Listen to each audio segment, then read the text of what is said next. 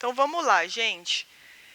Ainda sobre o ECA, no artigo 10, depois no aulão eu vou fazer uma coletânea mesmo. Vou fazer umas 3 páginas só com os artiguinhos lá para você olhar antes de dormir ou quando for aula de raciocínio lógico, que tipo, não vai ter aulão, no aulão vai ter raciocínio lógico? Gente, pra que raciocínio lógico? Você não aprendeu a vida toda com 50 minutos você vai aprender, né? Tipo, amarelo, vermelho, preto, branco e azul. Aí você fica, não faço a menor ideia o que é isso.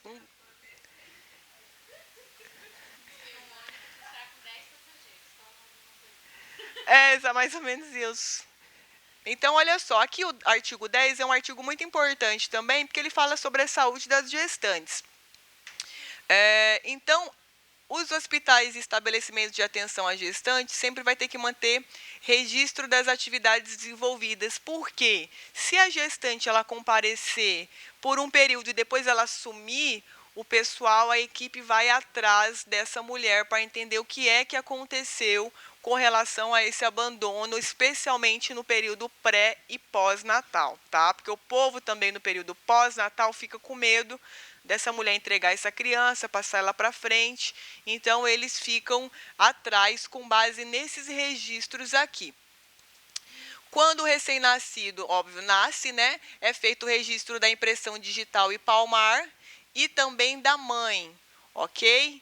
E é necessário proceder a exames visando ao diagnóstico e terapêutica de anormalidades com relação ao metabolismo da criança, fornecer declaração de nascimento, manter alojamento conjunto, acompanhar a prática do processo de amamentação, prestando orientações quanto à técnica adequada. Isso aqui, dentro desse artigo 10º, é o inciso mais importante, tá? Porque é um inciso novo, então pode ser que isso caia na sua prova. Então, cuidado com esse inciso. Os outros eu não recomendo você fique decorando, não.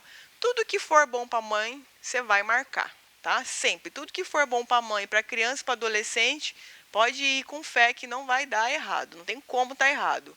Então, como são muitas informações pequenas, não perca seu tempo. Essa daqui vale a pena porque é uma alteração recente, tá? Então, a banca às vezes dá essa preferência. O que mais que a gente tem de importante? Também é uma alteração recente. É assegurado acesso integral às linhas de cuidado voltadas à saúde da criança e do adolescente por intermédio do SUS. Obedecido o princípio da equidade no acesso, ou seja, todos têm que ter o mesmo tratamento no acesso, proteção e recuperação da saúde. Então, aqui também é algo interessante porque é de 2016. Sempre muita atenção com as questões relacionadas a crianças deficientes, tá? Especialmente para cargo de professor, pelo amor de Deus. Cargo de professor, prioridade nisso daqui. A criança e o adolescente com deficiência serão atendidos sem discriminação ou segregação em suas necessidades gerais de saúde e específicas de habilitação e reabilitação. Reabilitação quando? Quando ela tem, por exemplo, uma debilidade transitória, aí ela está voltando a andar, ou ela é cadeirante e está começando a sair da cadeira de rodas. Então, essa reabilitação é nesse sentido, tá? Da criança voltar a retornar ou migrar para uma situação melhor. O poder público tem que fornecer de forma gratuita remédio, órtese, prótese e outras tecnologias relacionadas a tratamento, habilitação e reabilitação de crianças e adolescentes. Então, você tem lá uma criança, que eu já vi, não era uma criança, era um adolescente que foi atropelado com 13 anos, estava na calçada, assim, brincando, e aí o caminhão passou em cima da perna dela. Não sei que diabo esse caminhão fez, deu uma ré, não viu a criança por causa do caminhão, era um caminhão baú, e passou em cima da perna da criança. Aí, o que aconteceu? Ela chegou lá no meu escritório, ou seja, eu quase já chorei na hora que eu vi a criança, né? Porque houve uma amputação aqui da canela para baixo. Então, ela não tinha, e aí a mãe foi lá para... porque na defensoria demora muito, porque é um cadastro, são várias pessoas, enfim. Aí ela foi lá no escritório e para a gente pedir uma prótese que encaixa aqui para ela poder se locomover, esse adolescente, porque o governo falou que não tinha como dar, não tinha verba, não tinha o equipamento disponível. Aí eu entrei com uma ação contra o governo de Mato Grosso e usei esse inciso aqui, dizendo, olha, o ECA assegura meu cliente prótese, se vira, se não tiver como, compra particular e coloca nele. Aí o juiz concedeu a liminar, mas ainda assim demorou 7 meses para conseguir a prótese dele, tá? É uma prótese ajustável. Então ele vai usar aí até a fase adulta, tem como ficar usando, adaptando ela para ela crescer. É tipo aquelas de corredor, sabe? Que tem tipo um negócio assim. É, tipo uma mola. Aí foi essa prótese aí, uma prótese particular que eles tiveram que dar. Depois, profissionais que atuam no cuidado diário ou frequente de crianças, os professores, receberão formação específica e permanente para a detecção de sinais de risco para o desenvolvimento psíquico, bem como para o acompanhamento necessário. Também é algo muito importante, é a lei nova, tá? Alguns alunos, às vezes, aqui sempre comentam comigo, né? Que não sabem como lidar com as crianças, o povo na escola, porque a criança é um demônio lá, e você não pode fazer nada que já é alguma coisa, já pode ser alguma coisa com relação a maus tratos da criança, não pode chamar os pais para conversar sobre a criação da criança, nada, né? Sempre os professores são vistos como uma ameaça ali dentro da sala de aula.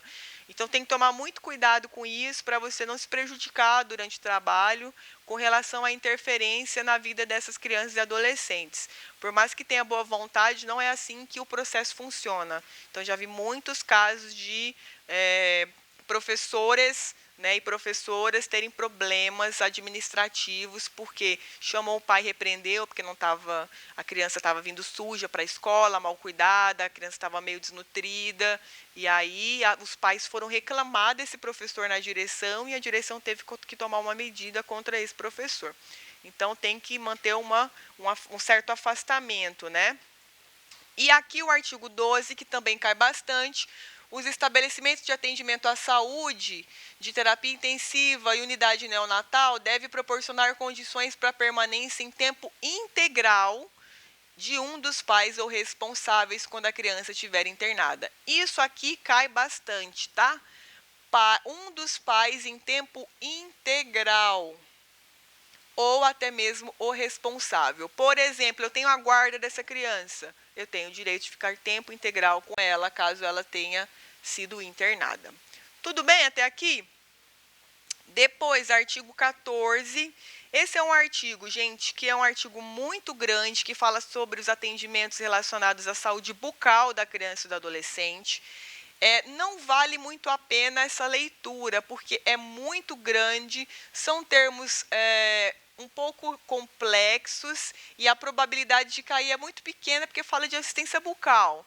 Então, assim, se fosse um cargo para a área da saúde, seria um artigo interessante, tá?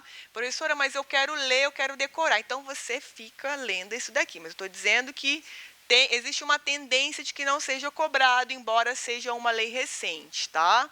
Então, eu trouxe aqui, a gente tem isso aqui, que é obrigatória aplicação a todas as crianças nos seus primeiros 18 meses, de protocolo ou outro instrumento construído com a finalidade de facilitar a detecção em consulta pediátrica de risco para seu desenvolvimento psíquico, tá? Então, quando houver suspeita de problemas de anomalia de natureza mental, é necessário um encaminhamento específico. Então, cuidado com esse parágrafo 5º. Até o 4º a gente trata de saúde bucal e aí no 5º a gente tem tratamento psíquico, tá? Então, também é importante. Esse artigo, aqui 13, eu trouxe esse resumo para vocês não terem que ler o artigo, tá? Então, o que ele diz? Quando as mães ou gestantes quiserem entregar os filhos para adoção, elas vão para a Justiça da Infância, a gente já viu o procedimento, né? Para que o juiz analise o caso. A condução não poderá ter nenhum constrangimento para essa mulher, como a gente já estudou.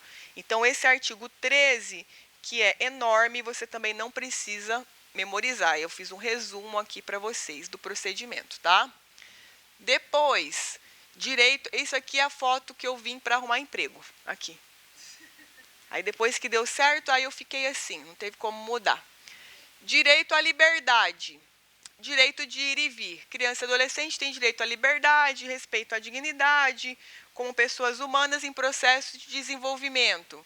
Sujeito de direitos civis, humanos e sociais. Preciso memorizar isso aqui? Não, não vale a pena. É muito amplo. Se você tiver na dúvida, tudo que é coisinha boa para criança e adolescente, você vai marcar, tá? Então não precisa, porque são muitos termos picados, tá? Aí a gente tem o direito à liberdade, no que ele consiste. Aqui, o que eu já vi cair, tá, gente? Brincar, praticar esportes e direito à diversão, tá? Eles gostam desse inciso. A criança tem direito de se divertir. Não é lazer, é diversão. É diferente. Então, o que seria essa liberdade? Se manifestar, manifestar opinião e expressão, crença e culto religioso, participar da vida familiar, vida política, buscar refúgio, brincar, praticar esportes e divertir-se, tá? Então, esse inciso aqui eu já vi caindo bastante nas provas que gostam de cobrar o ECA. Nós temos a previsão de um toque de recolher nesse artigo 149 aqui, tá? E aí o que acontece? O juiz especializado ele vai baixar algumas portarias de funcionamento dos espetáculos, tá? Então, isso aqui também é importante. Esse alvará de funcionamento, não sei se vocês lembram, às vezes tem um show, até tal hora não está liberado. Aí o povo fica, meu Deus, não vai ter show porque não tem o alvará, o juiz não liberou. Tipo, era 9 horas da noite, show é 11 horas e não tem. Aí o povo fica louco, é isso aqui, tá? Então o juiz provavelmente ele não vai, ele quer estragar sua noite, ele segura até o último minuto, aí ele solta o alvará, dizendo o quê? Regulamentando a entrada e permanência de criança ou adolescente, quando se tratar de estádio, ginásio, campo desportivo, bailes, promoção dançante, boate ou congêneres, casa que explore diversão eletrônica, estúdio de teatro, rádio e televisão. Então, o juiz ele baixa essa portaria que vai especificar como isso vai funcionar. Além disso, quando houver o evento de forma específica, pode ser que o juiz só expeda um alvará, entende? Então, o juiz ele pode baixar uma portaria, que é uma portaria que vai durar 1 ano. Aí ele vai falar, olha, quando tiver jogo aqui em Cuiabá, é de tanto a tantos anos, papapá, papapá. Então, ele já deixa tudo para o ano. Ou, às vezes, só é aquele show. Aí ele vai lá e dá um alvará só para acontecer aquele evento lá, ok? Então, quando já tem a portaria, ela já regulamenta um período grande. Quando ela não tem, os promotores do evento têm que ir lá para conseguir a liberação desse alvará. Tudo bem até aqui? Depois, também, com relação à participação da criança e adolescente em shows, espetáculos, é preciso autorização. Ensaio de beleza, espetáculo público, eles vão participar, né, como atores, atrizes, como modelos, tá? E aí, quando o juiz emitir o alvará, ele vai ter que levar em consideração o princípio do melhor interesse da criança, onde é que vai ser feito esse evento que a criança vai participar, o adolescente, tem instalação adequada, quantas pessoas vão frequentar esse local, o ambiente adequado. Então, existem uns requisitos que o juiz ele vai ter que obedecer, tá? As medidas adotadas deverão ser fundamentadas. Tudo bem? Antigamente, nós tínhamos esse toque de recolher. Não sei se é da época de vocês, eu acho que é. Um período em que as crianças e adolescentes não poderiam ficar na rua mais. Hoje não existe mais isso. O STF entendeu que não pode haver toque de recolher. Então, as crianças podem ficar para sempre na rua, para sempre, desde que acompanhado dos pais ou responsáveis legais, tá? Ah, tem uma adolescente na rua, o conselho tutelar viu. O que o conselho vai fazer? Pegar esse adolescente, levar na delegacia, ligar para os pais, saber o que aconteceu, para encaminhar o adolescente mediante um termo de compromisso assinado pelos pais, tá? Criança, a mesma coisa. Nos sinaleiros que tem lá pai ou mãe pedindo droga e a criança está lá, às vezes o conselho passa, o que o conselho faz? Pega a criança, se é à noite, leva essa criança, passa no fórum com ela, leva ela lá no lar da criança, a criança fica lá até no dia seguinte para dar o andamento, para ver quem é a mãe dessa criança, onde que mora. Nisso a criança fica no lar da criança. A equipe vai lá na casa da mãe, faz um relatório, volta no processo, vai para o promotor para ver o que é que vai ser feito. Se a criança volta para a mãe, se a criança vai para a família extensa ou se a criança vai permanecer no lar da criança até resolver a situação em casa, tá? Então isso também é um passo a passo da atuação do conselho. Da mesma forma, o 17 fala do direito ao respeito, também concursos para a área da educação, eles gostam desse artigo bastante. Então, o direito ao respeito consiste na integridade física, psíquica e moral. Então, você tem que memorizar essas 3 integridades, tá? Eles colocam só 2 ou mudam os nomes, então sempre colocam pegadinha aqui no artigo 17, beleza? E aqui, abrangendo preservação da imagem, identidade, autonomia, valores, ideias e crenças, espaços e objetos. Eles trocam esses nomes aqui. Então, vale a pena dar uma lidinha nesse artigo 17. Que mais, gente? Aqui sobre matérias jornalísticas. Aqui tem a lei do bullying, tá? Eu vou só comentar sobre ela para vocês. Eu não sei se a lei do bullying está no conteúdo programático, tá? Não, né? Mas é uma lei super recente, ela é de 2015. Ela só institui o bullying, tem um resuminho do que, o que é considerado bullying, ok? Depois vocês deem uma lida. São atos de violência física, intencional, sem motivo evidente por indivíduo ou grupo, que visa tratar e desequilibrar a pessoa. Bullying não é crime. Essa lei não criou um crime do bullying, tá? Mas ela traz os métodos de tratamento das situações em que existe bullying, para os professores, principalmente, lidarem com isso dentro da escola, tá? Então, eu trouxe ela aqui, não precisam ler agora, só depois que vocês passarem. No resumo do aulão não vai estar aqui. Que mais? Dignidade a gente já falou, estava na Constituição. Isso aqui já está batido, não cai. Artigo 6º da Constituição a gente já falou lá atrás. Isso aqui, gente, é importante, tá? Sobre a educação básica e educação superior. O que acontece agora, tá? O limite de idade em creche e pré-escola agora é de 0 a 5 anos. Pelo amor de Deus que isso aqui vai cair. É sério, isso aqui vai cair. Antes era de 0 a 4, acho que era de 0 a 4. Não, era de 0 a 6, agora é de 0 a 5, tá? Por que o governo fez isso? 1 ano a menos para cuidar, né? Então, ele diminuiu. De 0 a 5. Então, a idade máxima da educação infantil agora é 5 anos. Então, o ensino fundamental obrigatório começa aos 6. Então, pelo amor de Deus, essa alteração, tá?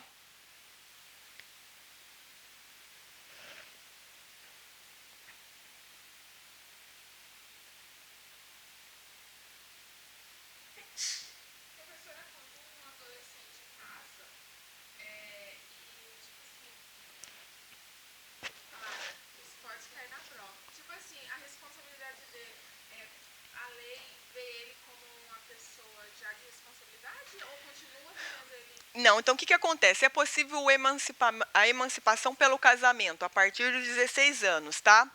Para nós, essa pessoa permanece sendo regida pelo ECA, porque ele ainda é um adolescente. Então, ele atinge a emancipação no sentido da maioridade civil.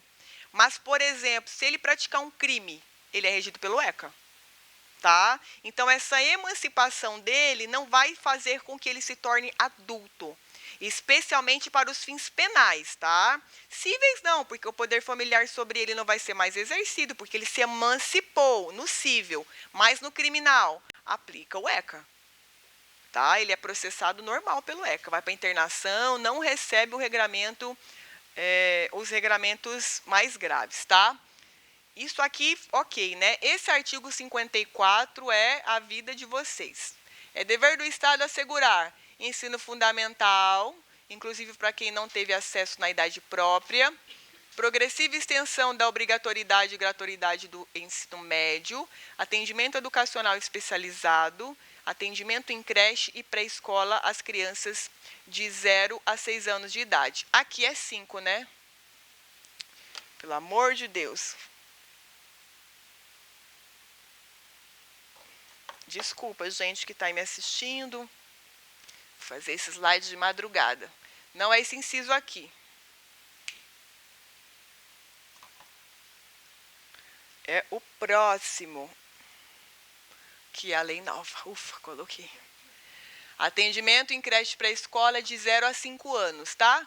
Então, esse daqui foi substituído pelo inciso 4º. Acho que eu coloquei só para ver a diferença na questão da idade. Redação dada pela lei. Acesso aos níveis mais elevados de ensino, oferta de ensino noturno regular, atendimento no ensino fundamental, através de programas suplementares de material didático escolar. Lembra daquele negócio que estava polêmica, da cartilha, não sei do quê? O que era mesmo? Sobre direitos reprodutivos, que estava uma polêmica aí que o Ministério da Educação vetou. Era essa cartilha aqui, material didático escolar, que falava sobre gênero, sobre sexualidade, e aí o Ministério da Educação barrou. É esse material didático escolar aqui que era fornecido fornecido para as crianças, tá? Que mais? O acesso ao ensino obrigatório e gratuito é direito público, ou seja, a pessoa exerce esse direito se ela quiser. O não oferecimento do ensino obrigatório pelo poder ou sua oferta irregular importa em responsabilidade. Por exemplo, eu tenho um filho para se matricular numa escola estadual e acabou a vaga. E agora? Ou na escola municipal. E agora? Se não tiver escola municipal perto da sua casa, o que você vai fazer? Ação judicial. Com base nisso daqui, para eles arrumar lugar para o seu filho estudar. Nem que coloque a professora na sala, fora da sala, e a criança lá dentro. Mas a gente usa esse artigo aqui para poder obrigar o poder público a abrir vaga, tá? Então o pessoal fica naquelas filas enormes para conseguir vaga e tal. Não sei se vocês perceberam, mas eles deixam bem em cima da hora, tipo assim. Esse é o 54. É o 54. E não sei se vocês já perceberam nas matrículas, funciona assim. A matrícula é hoje e começa a aula daqui 3 dias. Por que eles fazem isso? Porque não vai ter a vaga, até você acionar o judiciário, seu filho já perdeu ali 1 mês, 2 meses de aula, 3 meses de aula, e aí ele pode ficar prejudicado e perder o ano. E também os pais, porque não têm essa informação, porque ninguém é obrigado a saber isso, não sabem desses direitos. Então, por isso que as escolas estaduais e municipais usam essa questão da matrícula na véspera. Porque aí chegou lá, não conseguiu, quando você aciona a máquina judiciária, demora. Muitas vezes demora. E aí o ano letivo começou e é seu filho, né? O que você vai fazer? Vai ficar louco e vai procurar outro lugar em que ele possa começar a estudar, tá? E aí, se ele já está estudando e você entrou com a ação na escola antiga, o juiz pode entender, não, agora já está estudando, não precisa. Porque houve o mínimo que o Estado está fornecendo, que é ele estudar em outra escola. Então, existe esses probleminhas aí. Mas é possível você exigir do Estado que seu filho frequente aquela localidade. Porque é uma oferta irregular, abaixo do necessário. Compete ao poder público recensear os educandos no ensino fundamental. Vocês, alguns de vocês, fazer-lhes a chamada e zelar junto aos pais do responsável pela frequência à escola. Então, vocês aqui hoje e vocês depois quando forem professores. Então, esse recenseamento é cuidar da vida das crianças lá em sala de aula. O que mais, gente? Isso aqui é muito legal também. Artigo 218. Como que funciona? Regem-se pelas disposições dessa lei, eu coloquei só um inciso mais importante. As ações de responsabilidade por ofensa aos direitos assegurados do ECA, referentes ao não oferecimento ou oferta irregular de atendimento em creche e pré-escola às crianças de 0 a 5 anos, que é fruto daquela outra alteração lá, tá? Então, cuidado. Então, a gente tem, isso aqui você vai ter que memorizar, infelizmente. Educação infantil, quem é obrigado? O município. Creche até os 3 anos, pré-escola até os 5. Ensino fundamental, município, 1º ao 9º ano até os 14 anos de idade. Ensino médio, 3 anos de duração até os 17. Quem dá? Estado. Educação superior, União, que são as universidades federais. Tudo bem? Então, essa é a estrutura do sistema de educação. Tudo bem quem está anotando?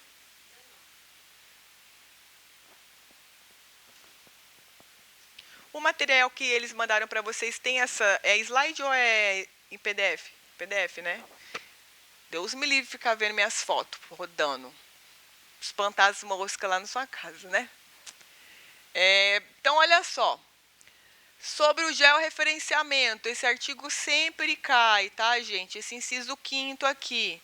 A criança ou adolescente tem direito à educação, assegurando-lhes acesso à escola pública e gratuita próxima à sua casa, que é aquele caso que eu falei que você judicializa e fala desse artigo aqui, tá? Essa é a preferência. Se eu tenho criança com deficiência, como que vai funcionar? Atendimento educacional especializado aos portadores de deficiência, né? Que vocês sabem que é o CAT melhor do que eu. Dever dos pais, obrigação de matricular os filhos ou pupilos na rede regular de ensino. Sobre o dever de comunicação dos maus tratos. Os dirigentes têm o dever de comunicar eventuais maus tratos percebidos a crianças e adolescentes aos conselhos tutelares. Veja, gente, os dirigentes. Então, você é professora, você está vendo ali o maltrato, está vendo ali os maus tratos. Falou para a diretora não fez nada. O que você vai fazer? Denúncia anônima, né? Você vai ligar lá, vai falar, olha, tem uma criança que está indo toda machucada na escola tal. Você, como professor, vai se resguardar como? Entregando um documento para a diretora. Diretora, olha só, estou notando essa situação aqui, como eu sou muito certinha, muito sistemática, se fosse eu, ela ia falar, nossa, mas você está tão desleixada, você é sistemática, minha filha. Até que toda sistemática, assina aqui, dá um okzinho, só que eu informei a senhora e aí você guarda. Porque se ela não tomar providência e isso der uma merda lá na frente, você está documentada.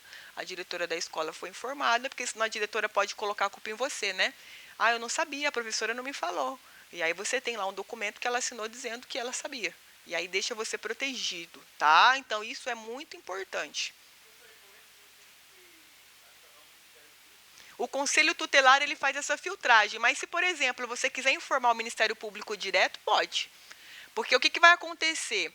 De duas uma, ou o Ministério Público ele noticia o Conselho para ele ir lá, então, tipo, antes de você ter falado primeiro para o Conselho, ou ele mesmo já instaura ali né, um procedimento administrativo para investigar a situação e ele dá o andamento.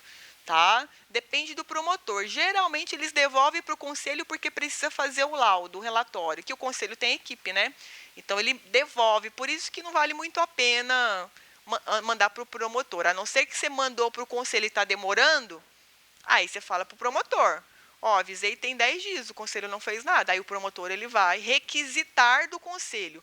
Requisitar é obrigar, determinar que o conselho apresente um relatório, Aí ele vai ter obrigado a cumprir. Mas se você levar o conhecimento dele direto, não tem problema nenhum, dependendo da gravidade também, né? Porque às vezes você está lá na escola ou você vê uma criança numa situação de risco à noite, 3 anos de idade, no meio da BR, sei lá. Você pega essa criança, onde você vai entregar ela? Liga para o conselho, não consegue falar. Vai no fórum, pega o telefone do plantão do juiz e fala, ó, eu estou com uma criança aqui para entregar. Aí você vai entregar lá para alguém, né, para o pessoal do judiciário ou o promotor do plantão, aí ele já vai cuidar do caso, já vai ver o que está acontecendo. Então, dependendo da situação, se você não tiver acesso ao conselho tutelar imediatamente, você pode fazer isso, tá? Então, aqui, lembre-se de documentar tudo. Isso aqui é o resumo desse artigo. Se tiver elevado o nível de repetência, tem que avisar para o conselho. Reiteração de falta e de evasão escolar. tem que ser reportada para o conselho, tá? E aqui surge uma série de problemas. Então, por exemplo, crianças deficientes que sofrem muito bullying, crianças que são transgêneras, crianças que são travestis ou homossexuais na escola sofrem muito bullying, né? Então, a evasão escolar é altíssima dessa categoria de pessoas. Então, pelo ECA, o conselho ele tem que saber o que está acontecendo com essa criança ou esse adolescente, tá? É dever disso. Sobre a idade para o trabalho, a gente já viu naquele quadrinho, mas aqui tem um resuminho depois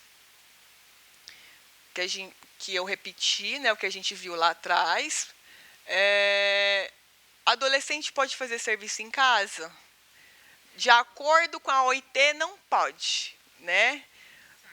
Mas, gente, aqui no Brasil, né? Essa convenção internacional, ela entende que essa é uma das piores formas de exploração do trabalho infantil, que é a criança trabalhar como doméstica, né? E o adolescente também. Só que, excepcionalmente, o Ministério do Trabalho pode permitir que o adolescente pratique uma ou outra atividade doméstica. Uma ou outra, tipo limpar uma casa, lavar um banheiro, lavar uma vasilha, mas não ali a pessoa só empregada que fica ali, né? Não pode. Criança nem pensar, exploração de trabalho infantil, ok? Antigamente o que a gente tinha, né? Adoção de crianças pretas que ficavam na casa dos ricos para ser empregada dos ricos, né? Então o rico ia lá, adotava uma criança para se tornar adolescente e virar empregada dele. Aí ele criava, mas a adolescente ficava lá trabalhando para ele, né? Era mais barato do que custear uma empregada doméstica. Então, por isso que há essa vedação. Quais são as formas de trabalho permitidas? Aprendizagem, estágio, tá? Então, para o jovem menor aprendiz, aprendizagem, estágio. Para o adolescente, tem o estágio obrigatório e não obrigatório, que é muito aprofundado, não precisa. Trabalho educativo, em que as exigências pedagógicas vão prevalecer ao aspecto produtivo. Então, como que é? A criança ou o adolescente mais estudam... Criança não, me perdoe. O adolescente mais estuda do que trabalha. Então, é o inverso. Então, ele estuda 4 dias na semana, um dia ele aplica aquilo que ele estudou no curso profissionalizante, tá? Quer ver um exemplo? O IFMT, que ele trabalha com ensino fundamental e um tecnólogo ao mesmo tempo e desenvolve atividades dentro desse curso tecnólogo que ele faz. Então, é um exemplo de trabalho educativo. Trabalho normal, somente a partir dos 16 anos. Sobre autorização para viagem, tá? Isso aqui é muito importante. Como que vai funcionar a questão da prevenção e autorização para viagem? Deixa eu pegar aqui. Isso aqui é classificação indicativa de filme. Não vale a pena vocês estudarem. Classificação indicativa. Produtos proibidos. Depois eu vou voltar lá na autorização para viagem, tá? Produtos proibidos, armas, munições e explosivos. Isso aqui é um crime que tem lá no ECA, mas não precisa estudar porque essa parte criminal não vai cair, tá? Mas eu trouxe só para vocês verem. Se a pessoa vende um explosivo para criança, ela comete crime do 242. Bebidas alcoólicas, é proibida a comercialização. Se a pessoa comercializa, ela responde por esse crime do 243. O dono do bar, a pessoa que vendeu. Outros produtos que são proibidos, que cai sempre, gente. Fogos de estampido, produtos que podem causar dependência física, exemplo, cola de sapateiro, tá? Bilhete lotérico, revistas e publicações, aqui a Lúdio 78, pornografia, por exemplo, tá? E sobre a hospedagem, onde crianças e adolescentes podem se hospedar? Hotéis, pousadas e motéis, quando acompanhados por um dos pais ou quando for expressamente autorizado. Como que essa autorização expressa? Declaração dos pais com firma reconhecida, tá? Então, aí há essa permissão, tá aqui no 82. Queria pegar a parte da viagem aqui. Viagens nacionais ou domésticas. Olha isso aqui está na sua prova, brilhando para você esse artigo aqui. Nenhuma criança ou adolescente menor de 16 pode viajar para fora da comarca onde reside, desacompanhado dos pais ou dos responsáveis sem expressa autorização judicial. Então, por exemplo, você tem um filho que é um capeta. Aí sua amiga chamou para viajar com ele. Ele fala, não, pode ir, quanto tempo? Meu filho, o tempo que você quiser, você pode levar. Pode levar ele, tá com 15 anos, ninguém tá dando conta aqui dentro de casa, mas não sei o que eu vou fazer, eu vou morrer se o menino ficar aqui. Então, onde você vai? Ah, para onde? Você não quer nem saber para onde que eu vou levar? Não, pode levar, né? Nem precisa saber. Então, sei lá, essa criança está em Mato Grosso, a criança ela vai para o sul, por exemplo. Então, fora da comarca de Cuiabá. Você vai fazer uma autorização com firma reconhecida. Eu autorizo fulana de tal, CPF tal, a carregar meu filho para tal lugar, papapá. Assinou, reconheceu firma, deu o papel para sua amiga, tranquilo, tá? O quê? Poderá viajar para fora da comarca desacompanhado dos pais, os dois. Os dois têm que autorizar. Aí se tiver só um, pode, sem autorização. Só tem que ter autorização de pai, do outro pai ou da mãe, quando é internacional. Então, eu sou casado, eu quero levar meu filho para fora. O pai tem que autorizar. Mas dentro do país, não. A mãe ou o pai pode ir sem autorização do outro. Agora, viajar com o terceiro, os dois pais têm que fazer. Mas é simples, gente. Fez uma declaraçãozinha de uma página, assinou, reconheceu firma, está valendo. Porque muitas vezes na PRF eles param e eles exigem. Então, se não tiver, eles ficam com a criança lá. Aí eles acionam o conselho tutelar da comarca, vai buscar. É um transtorno isso daí, tá?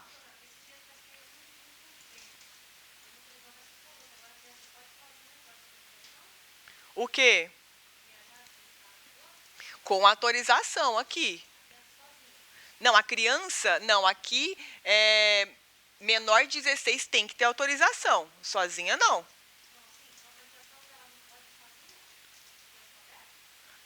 Sem ninguém para carregá-la? Mas viajar dentro do ônibus? Não, no avião pode, porque o que acontece? Ela fica sob a responsabilidade da companhia aérea.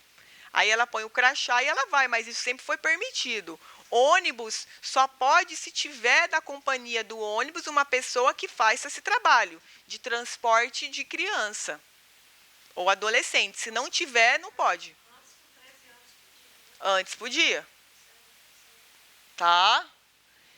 Então veja, quando que vai poder viajar sem autorização, tá? Isso aqui é muito importante. Quando é vizinho, tipo Cuiabá, Várzea Grande, se na mesma unidade da federação ou incluída na mesma região metropolitana. Como assim mesma região metropolitana? Exemplo, você tem ali Minas, São Paulo e Espírito Santo. É uma região metropolitana, então às vezes você está com um filho que está em Minas, mas atravessou a ponte e já é São Paulo. Não tem problema, porque é uma mesma região, não vai precisar de autorização, tá? Que mais? Criança ou adolescente menor de 16 quando ele tiver acompanhado por quem? Ascendente, que são os pais, ou colateral maior, até o 3º grau. Avós, desde que com documento. De pessoa maior de idade, expressamente autorizado pelo pai o responsável. Ok? O juiz poderá conceder uma autorização válida por 2 anos para determinada pessoa. Então, às vezes, você tem, a pessoa mora numa localidade e a escola fica, sei lá, 100 quilômetros dali. Então, todos os dias há um transporte de terceiros. Então, os pais já podem deixar autorizado por até 2 anos essa terceira pessoa fazer esse transporte, tá? Só que aí só o juiz, você não pode fazer de punho e reconhecer firma. Essa autorização para viagem, inclusive, você pode fazer manuscrito, assinou e reconheceu firma, já está valendo. Não precisa ser digitado. O que basta é a sua firma reconhecida, a autorização já é válida, tá? Quando se tratar de viagem para fora, não é necessário autorização. Os 2 pais, tá? Ou a pessoa responsável, no caso o guardião, ok? Viajar na companhia dos pais de um deles, expressamente autorizado pelo outro com firma reconhecida. Firma reconhecida, tá? Se não tiver expressa autorização judicial, nenhuma criança ou adolescente pode sair do país em companhia de estrangeiro que mora fora do país, tá? Só mediante... é padrinho. Mas é um tio estrangeiro que está indo levar. O juiz ele tem que dar a autorização. Então, por exemplo, você tem lá uma família uma mãe que tem nacionalidade italiana e brasileira. Então, ela nasceu na Itália, mas ela veio logo em seguida para o Brasil, ela tem dupla cidadania. Quer mandar o filho dela com um tio para a Itália, que é italiano? Pode, só com autorização judicial. Não adianta ela autorizar, ela tem que fazer um pedido judicial para essa criança poder ir. Tudo bem? Alguma dúvida até aqui? Tranquilo, né? Então, seu filho quer ir para Poconé? Pode? Pode, deixa aí. Quer ir para São Gonçalo do Beira-Rio? Pode ir também.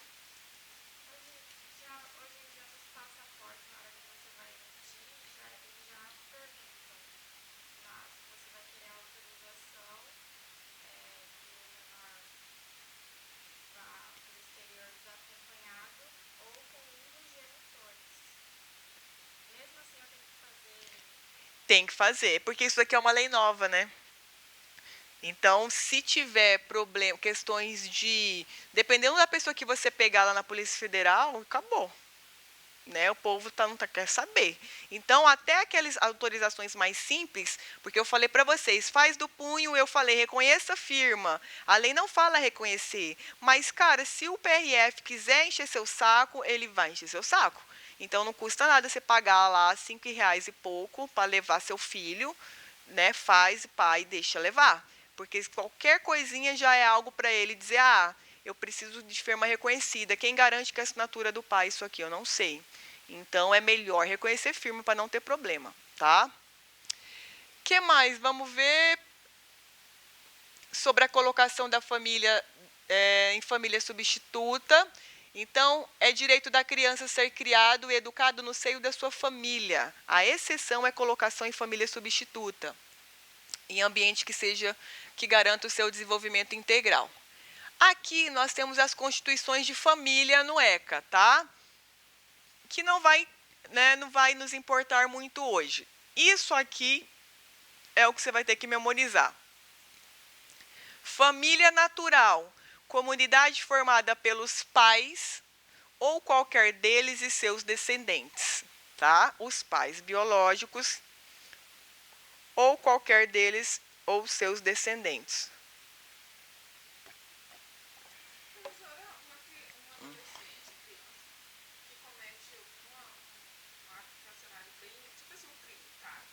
Matou. Os pais também é punido? Não. Não punição criminal. Então, por exemplo, eu tenho um filho e ele matou. Eu também estou no homicídio? Não. Não estou.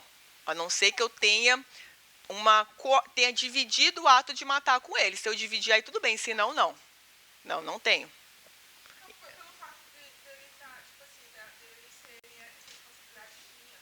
Então, aí o que acontece? No processo, teria que demonstrar que o pai ou a mãe foi negligente no cuidado desse filho e que sabia que essa negligência poderia resultar em uma morte. Então, assim, você não consegue provar isso processualmente. É que o direito penal ele tem uma ciência por trás teórica e ele veda esse tipo de responsabilidade objetiva, que é você atribuir a culpa a alguém pelo simples resultado que ocorreu.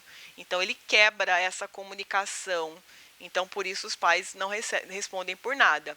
Provavelmente, isso pode acarretar uma suspensão ou perda do poder familiar, né? Porque estão criando errado esse filho. Mas a responsabilização criminal, não. Já é uma punição se perder. O poder familiar? A suspensão ao poder?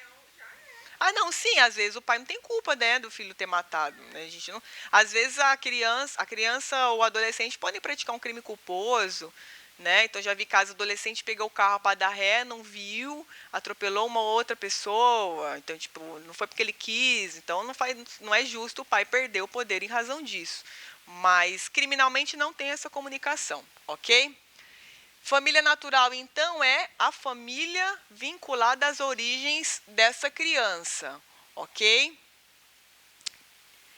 Aí a gente tem a família extensa ou ampliada. Então, não confundir família natural com família extensa ou ampliada. A família natural, ela envolve pai ou qualquer deles e os seus descendentes, tá? E os seus descendentes, então é pais e filhos.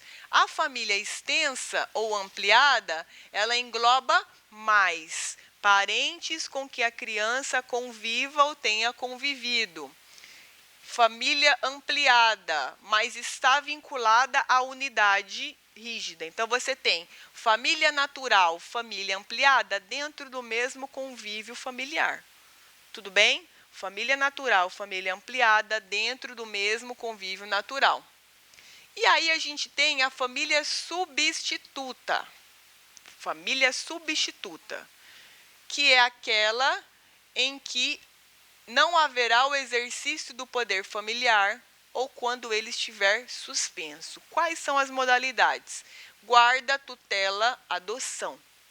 Ok? Guarda, tutela, adoção. Está lá no artigo 28 isso que eu coloquei para vocês. Qual é a lógica da convivência familiar e comunitária? Primeira lógica, a gente já conversou, família natural, pais, né? Pais e filhos. Segunda lógica, afastamento temporário da família natural. Para onde que ele vai?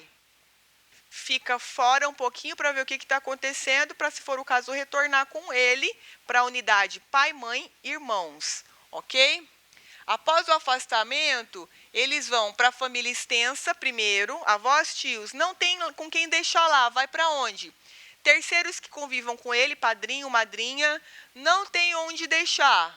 Acolhimento familiar, que não é lar da criança. Lar da criança é acolhimento institucional.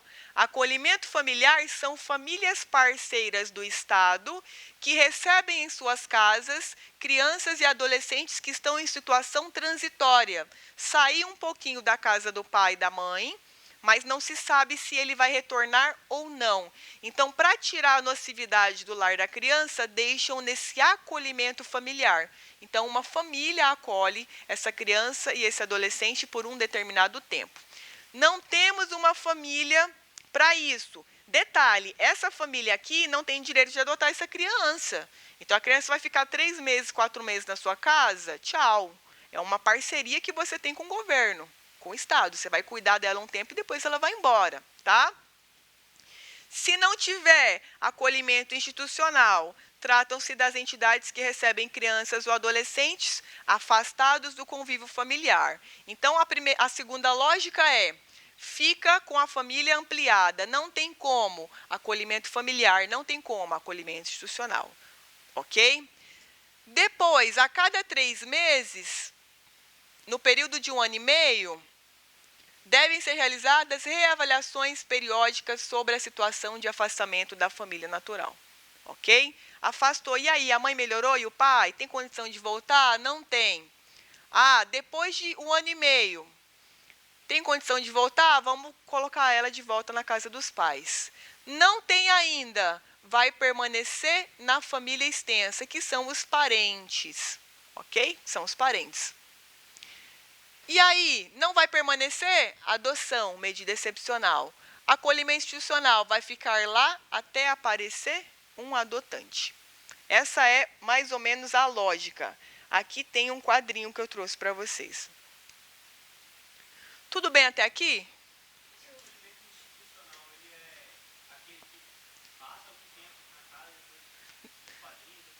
Não, a gente tem um outro acolhimento que é o programa de apadrinhamento, que são os padrinhos do final de semana, tá?